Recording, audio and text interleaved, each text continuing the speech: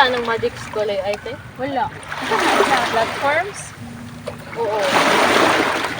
Ang saan po na siya pag Ano, search lang mo siya sa Google, tapos mag-sign in lang din ka. So, kanang for example, ang himo-himoin is kanang activity sa mga bata. Tapos na din mo template din ng mga butang, tapos pwede rin mamili din ka kung unsa nga grade sa mga sa bata nga imuhimuan sa kanang activities like kanang kindergarten ba, grade 1 or grade 2. So, mamili ra ka tapos ibutang din nimo ang kanang topic na imuhimuan sa activities, tapos kanang standards din nga naka-align dito. Kanang imo din siyang ikanang i-generate, tapos dali ra din kaayo. Pila po totals na na ang gamit? Kuan sa teacher is kanang na ay 80 tools, tapos naapod ang mga estudyante pod is naapod 50 tools. Mao. Kasi maka-discover din na. Ano ra mga kuan na gyapon, teachers ra gyapon. Teacher gyapon ang nakakuan discover ang Dugay na siya. Dugay na. dugay ra ate, pero kanang bago pa lang nako na siya na discover. So gamit kayo na siya. O gamit kay siya sa mga Especially sa karon nga century like kanang learning sa mga bata inana.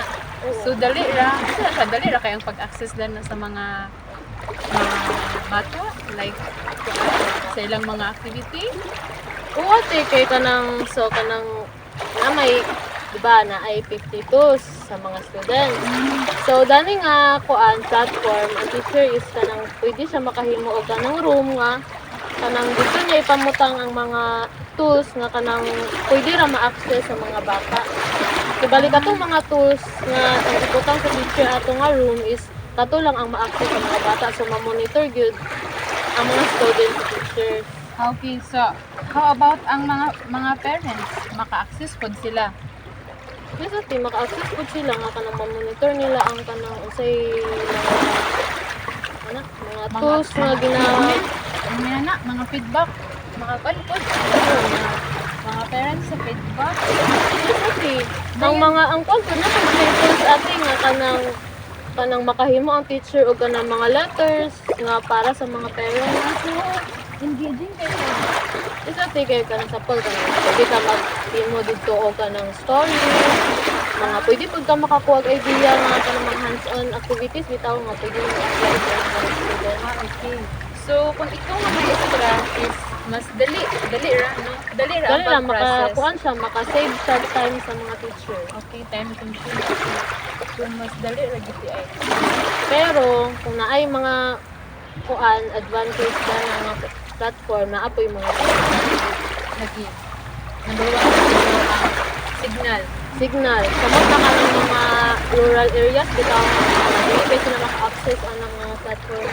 Tapos, kuan food, kanang basin magka-depende na food ang teacher magsalig na siya kay kanang dali ra kaayo, dili na siya kanang dili na nga i-check bitaw kung appropriate ba na sa estudyante.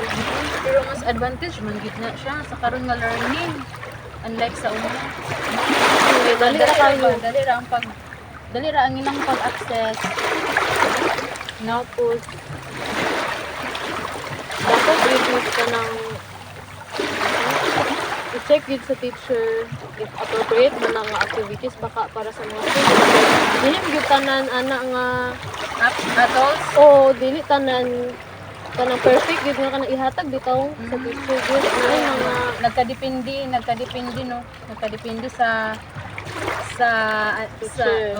sa teachers or nagkadepende pud sa ni sa ato, di ba? Lahi na natin learning kaysa sa mga bata.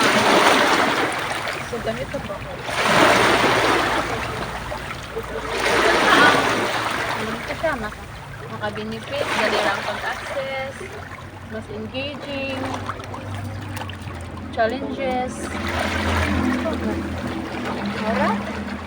Take lang ko bitaw mas kasi ang balon. Sa tingog. Ilan gud na to? Ikaw siya.